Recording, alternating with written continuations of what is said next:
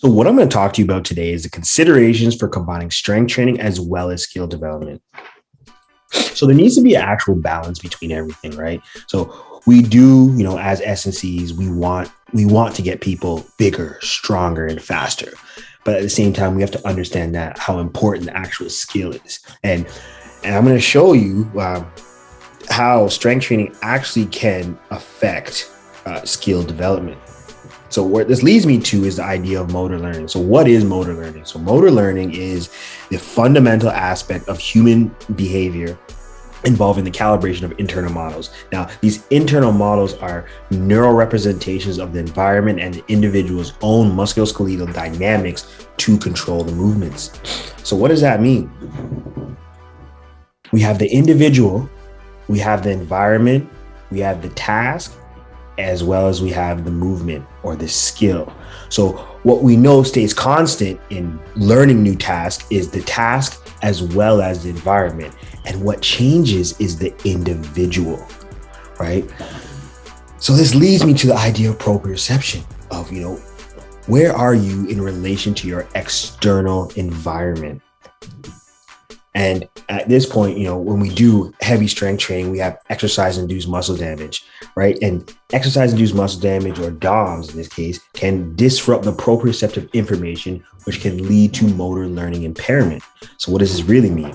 So imagine we just did a big arm day. So we did biceps, triceps, shoulders. And then now we're actually going to go learn to shoot free throws. So basically what happens at this point is, due to your arms having, that huge pump or being sore, your nervous system is actually going to reorganize your natural movements to compensate for this new altered state that you're in. So think of it, you're actually learning a task in an unnatural state. So where this really becomes a problem is when you go back to quote unquote being fresh and that, that DOMS is, no longer there.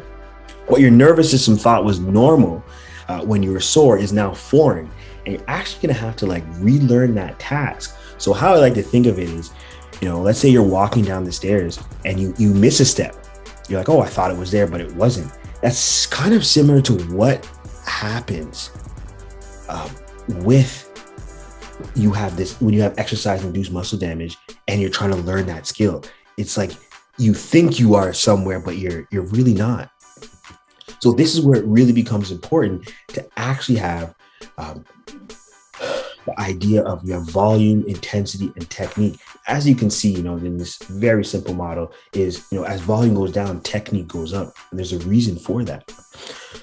So with all that being said, it's really important to have an integrated approach. So you have your sport coach, your S&C, your nutritionist, mental performance, medical, all together in your IST or integrated support team to really bring your athletes to that next level.